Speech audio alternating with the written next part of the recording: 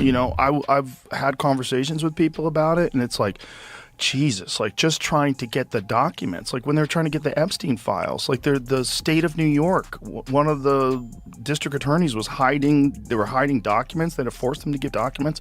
I think there's so many powerful people that are on those lists. There's so many powerful people that went and partied.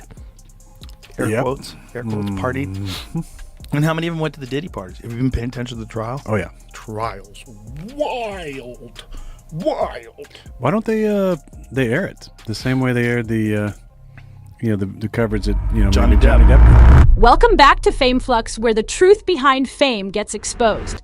The high-profile trial involving Sean Diddy Combs has reached a pivotal turning point. Exclusive audio recordings have now been made public, shedding light on disturbing allegations surrounding Diddy's conduct. I know. Why don't they? I don't know. They should. The ratings would be amazing. Unreal. Yeah. Like, what are you doing? Why wouldn't you air that? What's going to happen, though, you think? Well, Diddy's going to be in jail for the rest of his life. I think he's probably going to get Think he's hit up. saying, though? I don't know. I don't even think it matters. I mean, it's a lot of it is. But then it's just another Epstein. It's Elaine Maxwell, where there's someone indicted and nobody else indicted for taking kids to right no to one. To no one. Right. We're like, what is the next crazy thing that's going to explode in the news? Is Bill Clinton's going to have an OnlyFans? Like, what is going to happen? What is the next thing that's going to make us all go? These recordings, combined with detailed testimonies, have triggered a widespread outcry across both legal and entertainment circles. Commentator Joe Rogan has drawn attention to these developments, stating that the contents of the recordings reveal conduct that some observers believe places Diddy beyond public redemption. In response, Diddy's legal team has filed a motion for mistrial, arguing that one of the key witnesses, referred to as Cassie, allegedly falsified elements of her testimony. Meanwhile, a pivotal moment in the proceedings unfolded as a witness identified as Victim 3, Jane, returned to the stand to complete her testimony. Observers in the courtroom reported that Jane became visibly emotional while recounting what she was allegedly subjected to during so-called freak-off events. According to courtroom documentation and witness accounts, What the fuck? Like, what the fuck is going on? It's coming. How many guys were on video saying, "Ain't no party like a Diddy party"? How many people like openly talked about being there? LeBron? Yeah, how about Ashton Kutcher? All these people. Like, you guys all went. You didn't see nothing? You didn't see nothing? Yeah. Donnell. Donnell went? Yeah. Did he? Of course he He's did. on tape, Donnell like, who? trying to defend himself. Is he really? Yeah. Is he trying to defend himself right now? It's pretty funny. I got to call him up. Donnell, you got to back away from that. Isn't there a video with these gatherings were orchestrated as tools of control and degradation. Cassie previously described scenarios where Diddy would reportedly sit in a corner, directing every detail of the interactions. Instructions were allegedly issued to male participants on explicit actions, reinforcing an atmosphere of dominance. If Cassie failed to comply with his instructions, reports indicate that Diddy would allegedly respond with immediate aggression. Kamala? She was at one of the Diddy parties? Isn't she in the background with... It might have been the difference between Diddy parties and freak-offs. Oh, my They're giving him God. shit too because he's sitting in his little. Oh, the guy from Chappelle Show? Yeah. And then He's in between Dave's his there, legs. too. And then Russell Simmons, too. Oh, boy. But is that at a party, or is that just a group of them together? They were like on a yacht or something. Witnesses stated that he would become violent, throwing her across the room without hesitation. The testimony paints a harrowing picture, one where the accused treated those around him not as individuals, but as instruments to manipulate and dominate. In a deeply emotional testimony, a former partner of Sean Diddy Combs, referred to in court as Jane, took the stand and revealed disturbing new allegations.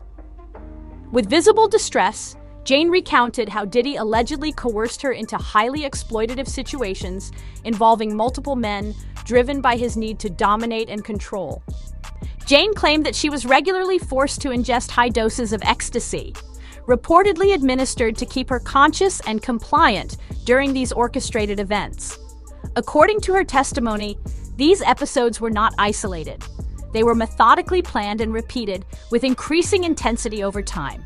What has alarmed observers even further is the growing belief that Diddy did not act alone. Evidence such as international flight logs shows a troubling pattern of global travel involving numerous women. Then there's also like people that are elites, and that's their thing. Like their thing is to do something that is horrible, and it's not available to other people. So it's like, I think there's like a sickness that people have when they have power, like extreme power, and then what else can I do? What else can I do? What else is what else is taboo? What else is forbidden? Like all this Diddy shit that's coming out. Like, I was just gonna say, doesn't that sound topical? Jesus Christ! The first day of the trial, did you pay attention to any of that stuff? I looked at it for like 10 minutes this morning, and I was like, I gotta stop. I can't look at this. Well, what freaks me out is the people sitting in the courtroom listening to it. Right. And there's a wide spectrum of people that are getting subjected to it, and you just sit there and go. Yeah, well, not only that, how about the fact that this guy was running this for decades? He was doing this for decades to who knows how many fucking people, and everybody was scared to talk about it because he'd have them. However, the identities of the alleged accomplices remain concealed, protected by powerful layers of silence. The systemic nature of this behavior suggests an organized and well-shielded network. In comparison, many now describe Diddy as a figure paralleling Jeffrey Epstein, but with one critical difference. Diddy allegedly documented his activities. These recordings, rumored to be extensive, could serve as both leverage and insurance. Legal experts believe this may explain the sudden disappearance or silence of key witnesses.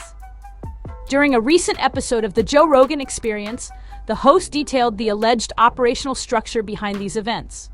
He emphasized the strategic use of high-profile celebrities to normalize the environment for newcomers, particularly younger artists. According to Rogan, once inside, attendees were allegedly offered drug-laced beverages and pressured into compromising activities, actions that could be used to control or blackmail them later. These revelations suggest a much deeper and more sinister operation, one that may soon unravel as investigators dig further into the connections, recordings, and shadow figures behind the scenes. Evil is a real thing, you know? Nobody wants to believe, because if you believe in the devil, right? If you believe in Satan, you believe in something that's silly. Like most people a lot of people believe in God. If you ask people, do you believe in God? Yeah, well, I'm not religious, but I believe in God. Okay, well, do you believe in the devil? Most people will say no. But do you believe in evil acts? Well, yeah, well, people certainly do evil things. Well, where do you think that comes from? If evil is real, what is it about us that makes us want to deny the possibility that there's some nefarious force that is in human beings, that influences human beings? It's not as simple as like some people are bad, some people are good. No, maybe evil is a real element that you have to fight in life. And that maybe this is just something that's been documented all throughout history, but our arrogance and our secular society wants to keep us from recognizing that as an actual fact. In a troubling development, witnesses tied to the federal case against Sean Diddy Combs are beginning to vanish, raising serious concerns about obstruction and intimidation. Months before the official trial began, speculation emerged that the high-profile raid on Diddy's mansion was not only about seizing evidence, but possibly about destroying it. During a podcast episode earlier this year, Joe Rogan suggested that the timing of the raid was suspect, hinting that the operation may have served as a cover to eliminate key materials before they reached public view. Now, as the trial unfolds, several individuals believed to hold crucial information have either gone silent or disappeared altogether. The third alleged victim, who goes by the pseudonym Jane, was back on the witness stand for her first full day of testimony. The prosecutor played an audio recording for the jury of a hotel night with a male prosecutor to Jane, identified as Dawn. On the recording, Jane and Dawn are looking for a condom, but Combs didn't allow it and can be heard saying, quote, "You're taking that expletive." Now, Jane testified, quote, "I just didn't want to disappoint my lover. He would be unhappy and wouldn't be satisfied with me." Jane went on to tearfully tell the jury about her birthday in 2023 when she said she was made to have sex with 3 different men in addition to Combs. The prosecutor asked, "Why?" Jane responded, "I don't know. It had become so routine," and added that she turned robotic. Jane told the jury that after a while, Combs didn't have to directly ask her for these hotel nights. She testified, "I knew it was to be expected." Combs has pleaded not guilty to all charges. If convicted, he faces the possibility of life in prison. Some without a trace. One particularly disturbing case involves a protected federal witness whose identity was meant to be sealed under court order. Despite security protocols, her real name was leaked, putting her safety and testimony at significant risk. This breach has intensified speculation that a coordinated effort may be underway to intimidate or silence anyone who could expose powerful co-conspirators. What began as a legal battle against a music mogul has morphed into something far larger, a revealing glimpse into a powerful and deeply entrenched Hollywood network. The levels of protection these accomplices appear to enjoy hint at influence far beyond the entertainment industry. As deeper layers of this case are uncovered, theories are spreading that the use of Homeland Security instead of the FBI may have been intentional. And you know, if you're a bunch of other celebrities are there, you're like, "Oh, look, Bill Clinton's here. This is fine. Yeah. This is cool. Look at this. Like, Brad Pitt's here. Well, this is cool." You don't even think there's anything wrong with being there. Meanwhile, you're getting drugged up and filmed, and then they're passing out punch. Have some punch, Aaron. And you have some punch, and all of a sudden you're like, "I'm feeling really good. I just feel amazing." You're all mocked up. You don't know what the fuck you're doing. Probably a combination of things they give you. And it's all being filmed. Crazy.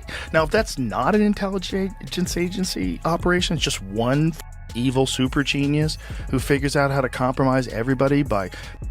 According to some insiders, there may be information in the seized recordings involving individuals so powerful that their exposure would constitute a national security threat. Notably, photographs have surfaced showing 3 former U.S. presidents and British royalty attending events hosted by Diddy. If these tapes implicate figures of that caliber, the stakes could go far beyond the courtroom. Providing this crazy freak-off party, everybody's got to put their phones away. Okay, we're going to put our phone away. No one's going to know anything. Yeah, I mean, there's cameras everywhere. It's just one guy doing that. What a diabolical human being. Yeah. He seems pretty diabolical. He's probably working with somebody. Or for somebody. Maybe. And maybe he just got too far out there. Some of the shit that came out in the trial, though, like he's forcing his girlfriend to have sex with prostitutes while he was sitting there jerking off with a bandana on. She'd rub the in his nipples. Like, what are we even talking about? There's so many horrific accusations, though, involving young singers, like children. Yeah, it's disgusting. What remains to be seen is whether the justice system will hold or whether this case will be buried like so many before it. The testimonies emerging from the courtroom paint a disturbing picture of fear, manipulation, and control surrounding Sean Diddy Combs. Victims have described a world where escape felt impossible and resistance came with devastating consequences. Witnesses are now shedding light on just how deep the intimidation ran. One of the key witnesses, using the alias Mia, testified that Diddy not only manipulated her emotionally, but went as far as threatening her life.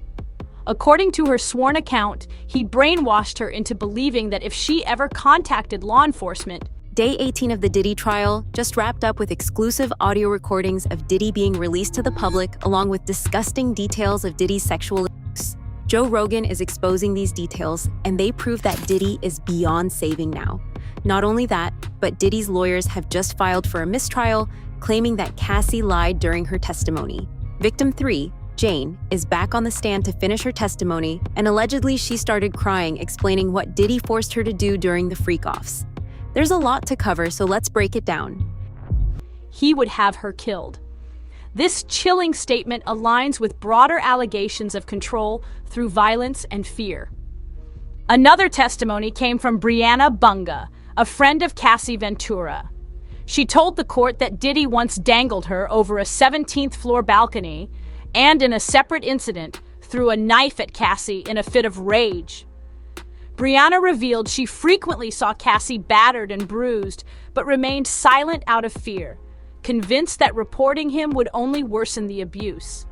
This fear was rooted in Diddy's repeated claims that he had powerful political allies. According to Brianna, he insisted that even if complaints were filed, authorities would protect him, and only his victims would suffer the consequences. To date, the only co-conspirator formally named in the trial is Diddy's chief of staff, Christian Coram. She's been described in court as a key facilitator in the alleged abuse, drawing direct comparisons to Ghislaine Maxwell's role in Jeffrey Epstein's crimes. Evidence extracted from Coram's phone reportedly includes records of bribes made to obstruct justice, including payments to suppress footage and testimony. One particularly damning account came from Eddie Garcia, a hotel security supervisor. Some people on the internet think they figured out who Mia is. We got this video, again, that might be used to impeach her credibility. We got this video also from random people on the internet. We don't think this was ever posted on her social media. It was on some random website. Should we show it to you? I gotta ask you, I have to move on to this question, Serena. This is quite alarming. How is this possible? I have no idea how it's possible, and I'm sure Mia is probably panicking in this moment in time. Like, are people stalking her on the internet, trying to figure out her identity? She testified that she was a victim, essentially. There's rape shield laws that exist to try to protect. Garcia testified that Diddy and Coram pressured him into signing a non-disclosure agreement related to an incident in which Diddy allegedly assaulted Cassie. He revealed that the team offered $100,000, split among hotel staff, to ensure the surveillance footage of the event was permanently deleted. This web of bribery, threats, and political cover illustrates how the accused allegedly operated with impunity for years. It raises broader concerns about systemic corruption and the role of law enforcement when high-powered figures are involved. As the trial continues, the question remains, how many more insiders will step forward? And how deep does this protection run? Eddie Garcia confirmed under oath that he was forced to sign a non-disclosure agreement, one that demanded both his silence and the destruction of critical video evidence. People in her position. And so this is really getting very nerve-wracking probably for her, and just absurd for the courtroom. If someone revealed her identity, is that a crime, Tyler? No, it's not a crime if somebody revealed her identity, especially if they're not a part of this case. The reason they have these confidentiality orders and protective orders is for the parties involved to do their best to protect a Jane Doe or anybody proceeding under a pseudonym's identity. It is possible for the public to learn their identity, but it's really the people who are part of the case who are agreeing to protect her confidentiality. Once she got into that on that stand, it's very possible that somebody knew her identity. What I find more troubling and less likely is if this video is being sent by random people on the internet, and that's what they want to proffer as evidence in this criminal trial. I find that hard to be admitted. If they could track the video from one person who could confirm the identity of the person, and then it can be used for impeachment evidence, that's different. But random people on the internet sending videos, that opens the door to a can of worms. With testimony like this surfacing, it's no surprise that Diddy's legal team is making bold moves to shift the case in their favor. Just days ago, Diddy's attorneys filed a motion for mistrial. If granted, the entire case could be thrown out, and Diddy would walk away without conviction. The defense claims federal prosecutors introduced either demonstrably false or materially misleading evidence, particularly related to testimony alleging that Diddy dangled Brianna Bunga from a balcony. As this legal chess match intensifies, the situation grows more alarming. Victims continue to speak out under threat. Witnesses tied to the case have begun disappearing without explanation. And despite multiple bombshell revelations, some of the most powerful names surrounding the scandal remain untouched and well protected. At this point, the issue extends beyond Diddy's actions alone. It now questions the entire system's willingness to confront corruption at the highest levels. The spotlight is no longer just on one man, it's on the mechanisms shielding him. And the question is whether the entire machine might finally crack under pressure. So where does it go from here? Will justice be served in full, or will elite networks once again succeed in burying the truth? Share your thoughts in the comments. Is this the end of the road for Diddy, or just another chapter in a deeper cover-up? Don't forget to like, subscribe, and hit the bell icon so you never miss an update as this high-stakes story continues to unfold.